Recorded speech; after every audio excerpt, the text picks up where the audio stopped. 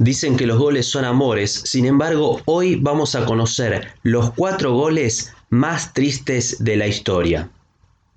El gol en contra de Escobar, tal vez el más conocido de estos 4 que vamos a ver, tuvo lugar el 22 de junio de 1994. El centro fue de Eric Winalda y Escobar, en su afán de rechazar, metió la pelota en su propio arco. Esto fue en el Mundial de Estados Unidos 1994. Con ese resultado, porque fue derrota 2-1, Colombia quedó fuera del Mundial porque ya había perdido con Rumania 4 días antes. El autor, Andrés Escobar, volvió a Colombia y si bien seguía siendo reconocido por algunos fanáticos que le pedían autógrafos, muchos estaban disgustados, según se decía, por el autogol. Recordemos que Colombia llegaba como uno de los candidatos después de haber aplastado 5-0 a Argentina en el Estadio Monumental. Sin embargo, cuando llegó a Colombia, Andrés Escobar fue asesinado. Lo mató Humberto Muñoz en la madrugada del 2 de julio de 1994 de 6 tiros calibre 38. Estaban en el estacionamiento de una discoteca en la ciudad de Medellín. El asesino era el chofer de los hermanos Santiago y Pedro Gallón Henao y confesó el crimen. Fue condenado a 43 años de cárcel, pero solamente cumplió 12 y en la actualidad está libre. Si bien la sentencia policial dice que fue asesinado por una discusión futbolística, el asesino varias veces incurrió en contradicciones durante sus declaraciones. Por ejemplo, en algún momento dijo que no sabía que era futbolista, en otro momento dijo que lo habían secuestrado y que disparó para defenderse. Una de las versiones dice que el apellido Escobar estaba relacionado con Pablo Escobar Gaviria, pero no es muy fuerte esa versión. Hay otra que dice que el gol en contra comprometió a muchos apostadores e hizo perder grandes sumas de dinero. Esa por ahí es un poco más creíble. Otras versiones lo relacionan con la droga. Hay testigos que dicen que gritó autogol la persona que disparó. Pero bueno, lo cierto es que una acompañante que tenía Escobar esa noche lo llevó hasta el hospital donde ya había llegado sin signos vitales. Si bien conmocionó al mundo del fútbol y del deporte mucho más porque en ese momento todos estaban abocados al Mundial de Estados Unidos 94, según prensa de Colombia, el lugar donde casi menos impacto tuvo fue en Colombia, porque en ese momento, según las estadísticas, solamente en la ciudad de Medellín morían asesinadas unas 40 personas por día. Esta situación triste que se dio dentro de una cancha le sucedió a Peter Biaxanzuala del equipo indio Bettelheim Bengtland. Murió por festejar el gol. Este futbolista indio de 23 años se lesionó gravemente la columna tratando de dar un salto mortal el 19 de octubre de 2014. Según dicen las fuentes, él quería imitar a Miroslav Klose en los festejos porque era su ídolo, pero lamentablemente le salió mal. El jugador fue llevado al hospital y algunos días después murió. Los médicos no pudieron reparar la columna vertebral que estaba muy dañada. Se organizó un partido benéfico en memoria del jugador.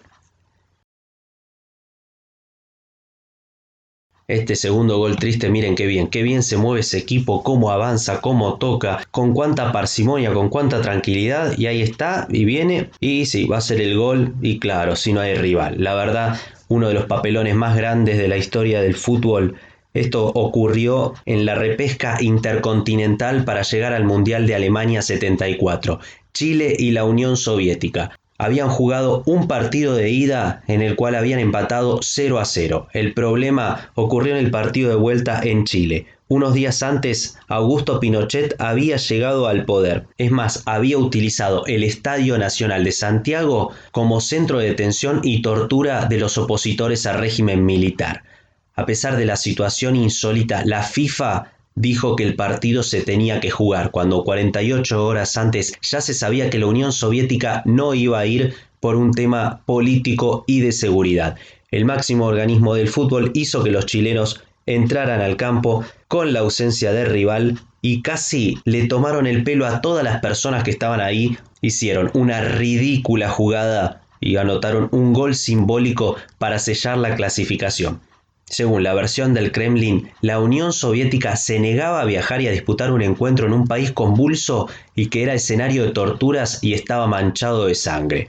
Según los propios jugadores chilenos, no era el ámbito idóneo para jugar un encuentro de esas características porque los militares estaban en posesión del lugar por todas partes, por las galerías, por los túneles, por las entradas, por las calles y por todo el estadio, y también había gente que reclamaba algunas noticias de familiares desaparecidos. La imagen muestra cómo 4 jugadores chilenos avanzaron sin oposición, se pasaron la pelota entre ellos. El que hizo el gol fue Francisco el Chamaco Valdés, y lo único serio que pasó en ese día es que los jugadores decidieron no festejar. Como 48 horas antes ya se sabía que la Unión Soviética no iba a asistir, convocaron al equipo brasileño del Santos para hacer una especie de amistoso y agasajar a la gente que se había movido hasta el estadio. El resultado: ganó Santos 5-0. Chile finalmente viajó a Alemania, jugó el Mundial, pero ahí sí tuvo rivales y quedó afuera en la primera fase. El puesto número 1 es el más terrible de todos, a mi entender, por eso lo dejé para el final: el gol del Salvador. El único gol que hizo esta selección en la historia de los mundiales, en los 2 mundiales que participó. Es una jugada muy curiosa y el jugador sale festejando como si estuvieran a tiro de algo, pero la realidad era un descuento de un 5-1 parcial. El resultado final fue peor, 10-1, el más catastrófico de la historia de los mundiales. Pero no es triste solamente por eso, porque sería una derrota deportiva, sino por lo que estaba pasando en El Salvador. La clasificación para la Copa del Mundo se hizo en un momento en el que el país estaba azotado por una guerra civil. Los mismos jugadores declaraban que solamente cuando ellos jugaban un partido por las eliminatorias, las matanzas de ambas facciones paraban un poco, eran como el símbolo de unidad. Después sí, seguían, había secuestros, había muertes, había masacres. Incluso varios de los jugadores que viajaban a entrenar tenían que detener los autos a los costados de las rutas y asistir a personas que estaban heridas. Aún así, a pesar de todos estos sucesos horribles, la selección de El Salvador logró derrotar a todos sus rivales centroamericanos para clasificar al Mundial. Incluso los partidos comenzaron justo después que el Monseñor Oscar Romero, el arzobispo de San Salvador, fuese asesinado por el ejército mientras estaba dando una misa.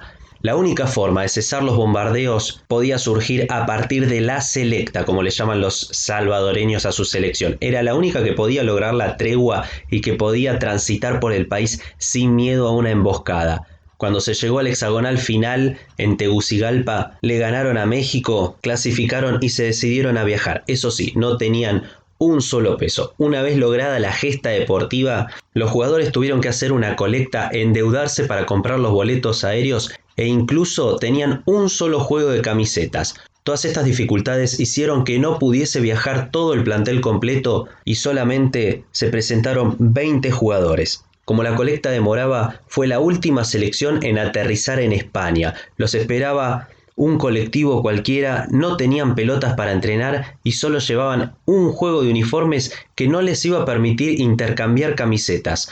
No hubo una preparación previa y encima enfrente en el primer partido estaba una de las mejores selecciones de la época, que era la selección húngara. Como no tenían ni la menor idea de cómo jugaba Hungría, apareció un comerciante bastante vivo que les vendió un VHS, o sea, un video, por muy buena plata, con partidos grabados de la selección de Hungría. Así se empobrecieron aún más. A pesar del entusiasmo que mostraron en los primeros minutos, solamente en el primer tiempo ya le habían hecho 5 goles. Ese fue el contexto en el que apareció este gol bastante llamativo. El que lleva la pelota al principio es Jorge el Mágico González, que gambeteó a los defensores y después de rebote Luis el Pelé Ramírez Zapata marcó el único gol salvadoreño en la historia de los mundiales. Después del 10-1 y de 2 derrotas sucesivas contra Argentina y Bélgica, los jugadores volvieron y fueron considerados parias. Algunos sufrieron una ola de pedradas en sus casas, a otros le balearon el auto y algunos tuvieron que dejar el país. Al día de hoy, la victoria de Hungría 10-1 sobre El Salvador sigue siendo la más grande en la historia de los mundiales. Aún así, no fue triste por el resultado deportivo, sino por el contexto en el que estaban viviendo los jugadores de El Salvador. Dicen que los goles son amores. Bueno, también algunos incluyen historias tristes detrás. Nos vemos en el próximo video.